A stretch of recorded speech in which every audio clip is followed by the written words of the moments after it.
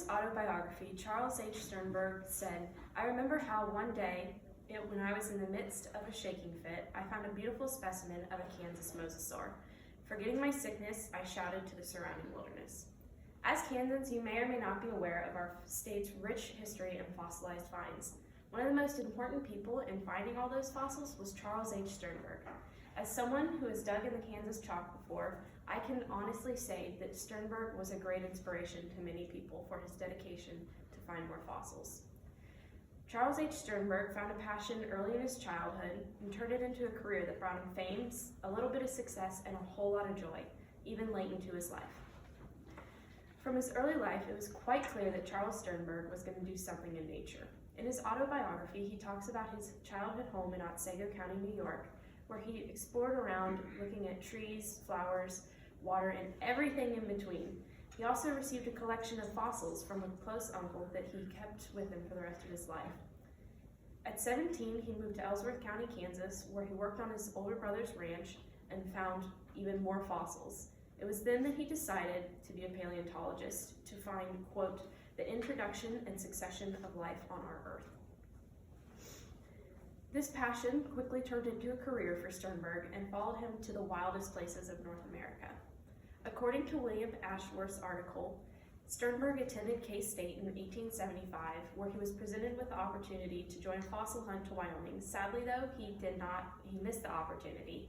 So he wrote to a competing paleontologist, Edward Cope. Cope would go on to fund Sternberg's first trip to the Kansas chalk beds and work with Sternberg for the next 8 years until Cope's passing. In the Kansas chalk, Sternberg found mosasaur fossils. In the Dakota limestone, he found leaf fossils. In Wyoming, he found probably the biggest find of his career, the Trachodon mummy. This mummy came with fossilized remains of muscles and skin imprints, which greatly developed how we see dinosaurs, especially as to how they look like. He also found Corythosaurus fossils on the Red Deer River in Canada, but sadly, according to Riley Black's article, those were lost in transport to the London Natural History Museum due to World War I issues. According to Mike Everhart's book, The Oceans of Kansas, Sternberg explored from the south to the north in North America, finding some of the oldest remains to some newer ones, such as mammoths and mastodons. Sternberg's work found him in many museums and also found him with many new fossils. According to Penny Ward's article, over 25 specimens were named after him and his sons, who all followed him into fossil hunting. However, he was constantly faced with issues. Penny Ward lists some of these issues, such as bad weather, bad health, disease, and tons of attacks, all in remote and desolate locations, yet he continued on. He also put himself in danger many times, such as the time he tried to get a saber-toothed cat skull from a rock spire, which immediately collapsed after his descent, according to Bashan's Scott article. All of his discoveries were sent back to museums to be studied further and greatly improved the understanding of dinosaurs and more modern animals. His passion continued even late into his life. He ended his career in San Diego, searching the California coast for more fossils.